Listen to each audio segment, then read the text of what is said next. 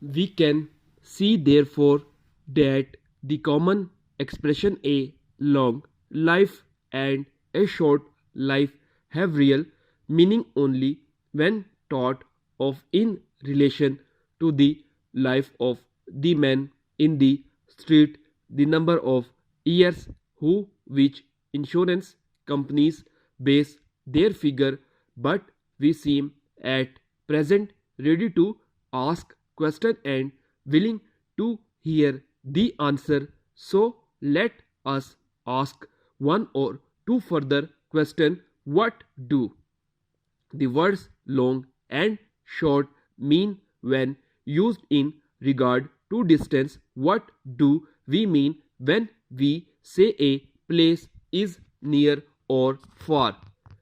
When we say a thing is of light weight or is heavy, when we say that we are moving more or less quickly, what do we mean when we say that an object is great or is small? We find that all these expressions have real meaning only when one object is considered in relation to some other object. Nothing can be long or short, big or small, light or heavy of its. It can be these things only when considered in relation to some other object. The life of a man is short almost beyond measures when considered side by side with the life of man upon earth, past and future. So too is any distance we have upon earth short beyond measures when considered side by side with the distance which are beyond the earth. If we move round the earth in a straight line, the biggest distance we can cover is about 25,000 miles. But if we look far out beyond the earth, we are faced with distance in relation to which 25,000 miles are as nothing.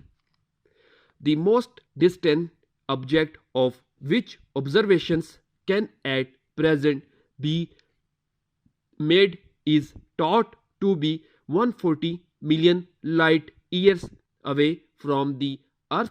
Light, as we know, moves at 186 miles a second,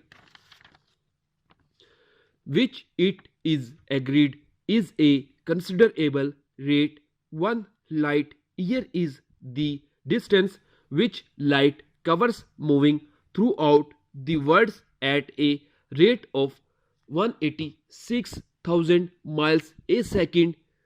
When therefore it is stated that something is at a distance from us of 140 million light years, a distance is represented which it is beyond our powers to picture. Our earth is large if measured by other objects upon the earth, but it is a small thing of no importance whatever when measured by objects outside the earth.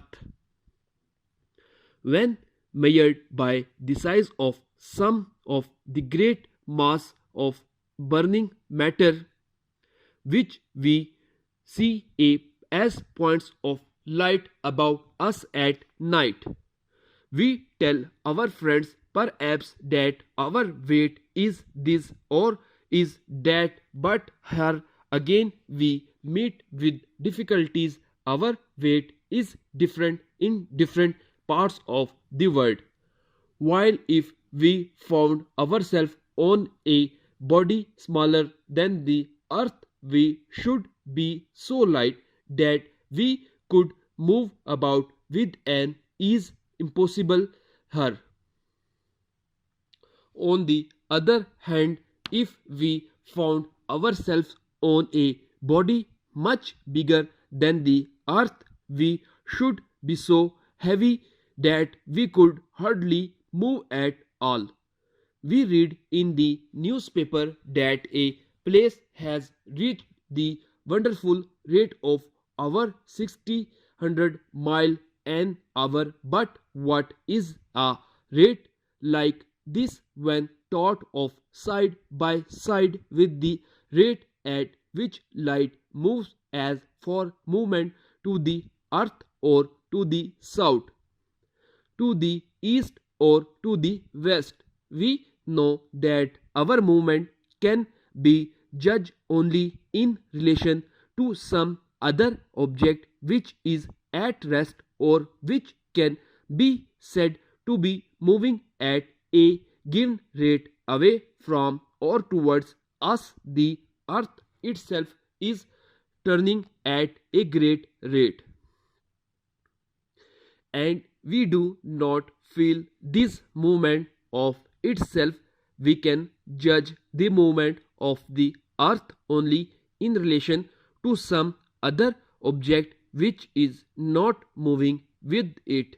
We have probably all had the experience of not being able to tell which way a train is moving at night when we cannot see anything out of the windows.